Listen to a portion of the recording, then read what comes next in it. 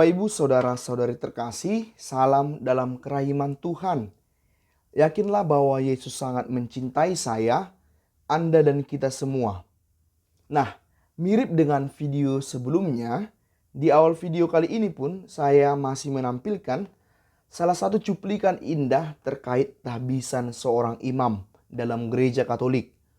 Khususnya tradisi indah di mana seorang imam baru mengaturkan terima kasih kepada kedua orang tuanya.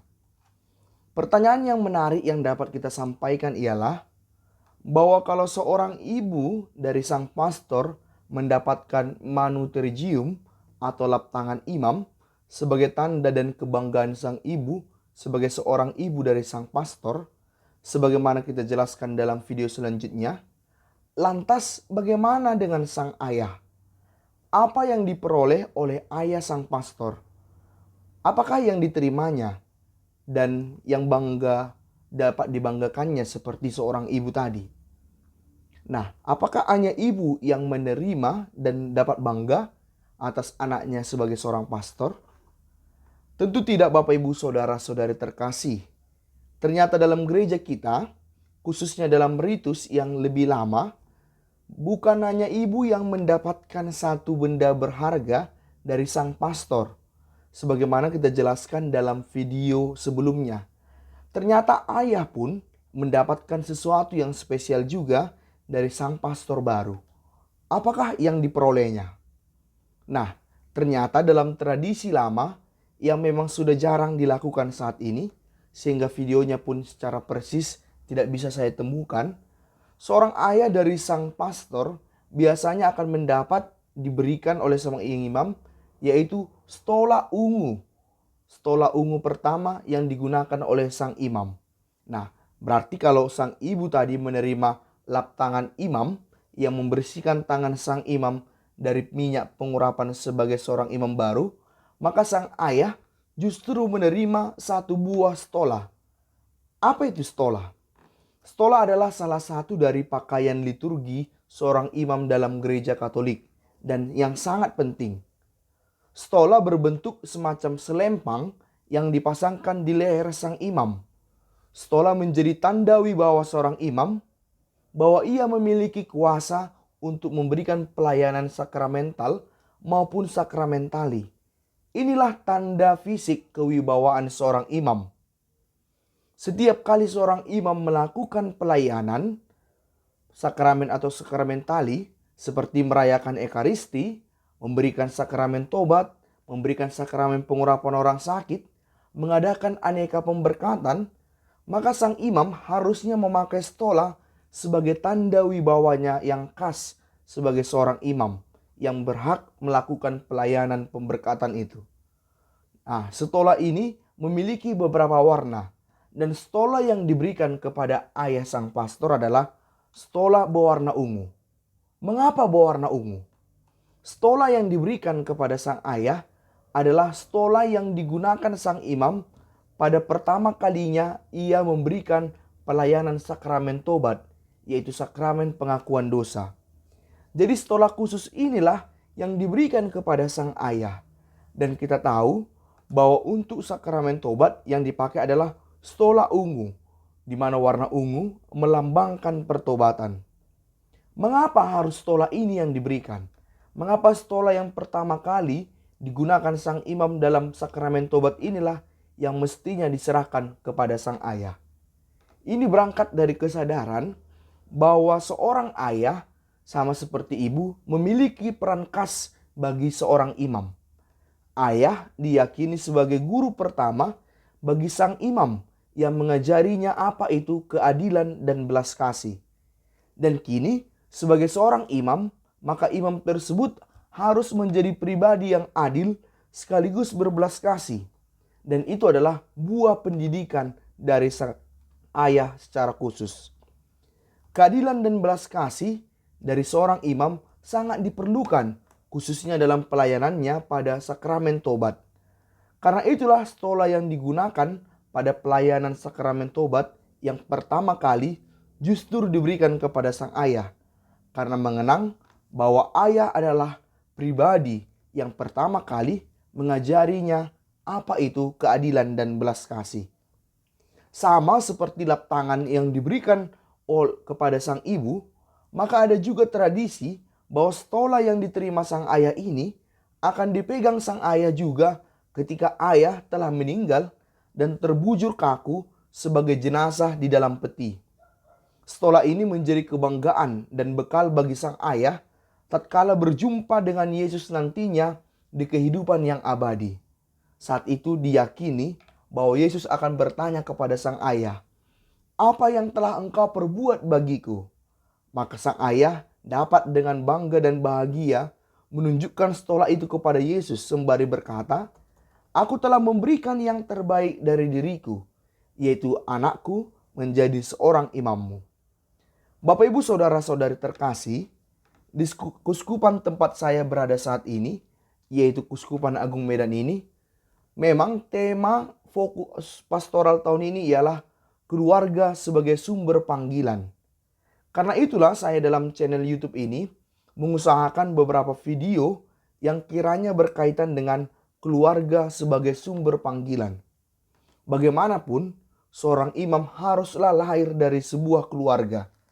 Tidak ada imam yang turun dari langit. Keluarga sangat menentukan munculnya panggilan menjadi seorang religius, apalagi menjadi seorang imam. Bahkan, mutu keluarga sangat menentukan mutu seorang imam nantinya. Dalam video kali ini, kita melihat lebih dekat, secara lebih dalam, peran seorang bapak, seorang ayah dalam panggilan seorang imam.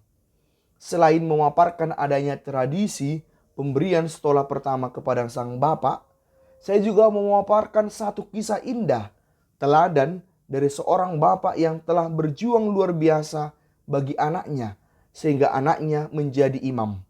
Yang saya maksudkan ialah ayah dari Padre Pio, orang kudus yang terkenal itu. Ayah dari Padre Pio bisa kita jadikan sebagai teladan ayah, bapak yang berkorban bagi panggilan anaknya. Kisahnya demikian. Keluarga Padre Pio adalah keluarga yang miskin di daerah Pietrelcina, Italia. Dari keluarga miskin inilah Padre Pio yang punya nama asli Francesco ingin menjadi seorang imam biarawan Kapusin. Untuk bisa masuk pendidikan menjadi seorang imam Kapusin, maka Francisco, yaitu Padre Pio, harus mengikuti pendidikan formal seperti anak-anak umumnya dan kemudian akan masuk biara. Itu berarti orang tua Padre Pio, khususnya ayahnya, yaitu Gracio, harus mencari uang yang cukup agar anaknya bukan hanya bisa makan, tapi juga bisa bersekolah dan kemudian bisa menjadi seorang imam. Tentu menyekolahkan Padre Pio bukanlah gampang. Padre Pio adalah anak keempat dari 8 bersaudara, sehingga yang pertama-tama mereka harus usahakan adalah kebutuhan makan keluarga yang cukup besar itu. Untuk biaya pendidikan tentu bukan suatu yang gampang untuk mereka sediakan. Situasi di Pietrelcina yang miskin kala itu memang tidak memungkinkan untuk mendapatkan upah yang cukup bagi ayah Padre Pio, Gracio, agar bisa menyekolahkan anaknya. Karena itulah Gracio memilih merantau ke Amerika Serikat menjadi pekerja di sana. Dengan pekerjaannya di Amerika Serikat, ia kemudian mendapatkan uang yang cukup, khususnya untuk dapat menggaji seorang guru untuk mendidik Padre Pio. Dan akhirnya Padre Pio bisa bersekolah dan pada usia 15 tahun ia masuk novisiat Kapusin. Demikianlah pengorbanan sang ayah telah sangat berperan dalam panggilan imamat Padre Pio. Dan beberapa kali Padre Pio mengisahkan teladan ini kepada banyak orang, yaitu bagaimana ayahnya telah berkorban bagi panggilannya. Dan pengorbanan ayahnya kita yakini tidak sia-sia. Kita tahu bahwa Padre Pio adalah salah satu dari orang kudus yang paling terkenal saat ini. Dia terutama terkenal dengan kisah stigmata yang dialaminya, yaitu kelima luka suci yang dialami Yesus karena paku di kayu salib dulu, secara ajaib muncul di tangan, di telapak kaki, dan di lambung Padre Pio. Dan tetap ada secara bertahun-tahun tanpa meninggalkan bau yang busuk, melainkan bau yang harum. sampai akhirnya Padre Pio meninggal. Banyak kisah-kisah mistik yang terjadi terkait Padre Pio, yaitu bahwa ia bisa hadir di 2 atau lebih tempat sekaligus, yaitu di lokasi. Juga adanya mujizat penyembuhan karena dua-duanya. Dan lebih dari situ adalah teladan hidupnya yang sederhana dan penuh kasih. Satu hal yang paling disyukuri dari Padre Pio hingga saat ini adalah bahwa walaupun ia telah meninggal pada tahun 1968 yang lalu, lebih dari 50 tahun yang lalu, namun jenazahnya tetap utuh sampai saat ini. Maka ketika beberapa tahun yang lalu jenazahnya diangkat dari makam di tanah, orang melihat jenazahnya utuh dan kemudian sekarang jenazahnya dikacakan dan ditampilkan kepada para penziarah di daerah Italia, yaitu San Giovanni Rotondo. Ia memang orang kudus dan dengan perantaraannya banyak orang mengalami kasih dan kebaikan Tuhan. Tentu saja hal ini tidak terlepas dari pengorbanan ayahnya, yaitu Gracio Maria Forgione, dan tentu saja juga ibunya Maria Josepa de Nunzio. Kekudusan Padre Pio adalah buah dari kekudusan keluarga ini. Marilah berdoa agar Tuhan juga berkenan mencurahkan kekudusan itu bagi keluarga kita masing-masing, agar dari keluarga kita pun muncul panggilan-panggilan kekudusan itu. Dan atas hal itu, bukan hanya ibu saja yang berperan, melainkan juga ayah. Ayah dengan berbagai pengorbanan berjuang menghidupi sang anak, sehingga sang anak dapat bertumbuh baik dan kemudian bisa menjadi calon imam. Karena itu, selain menghidupi secara material, sang ayah diminta juga memberikan teladan, khususnya teladan keadilan dan belas kasih, yang akan nantinya dibalas sang imam dengan stola ungu yang akan diterimanya kelak. Dan pada waktunya, stola ini akan menjadi bekal sang ayah berjumpa dengan Yesus dan menjawab pertanyaan Yesus. Sang ayah akan berkata, "Aku telah memberikan yang terbaik dari diriku, yaitu anakku menjadi imammu." Yesus, engkau andalanku, terpacu.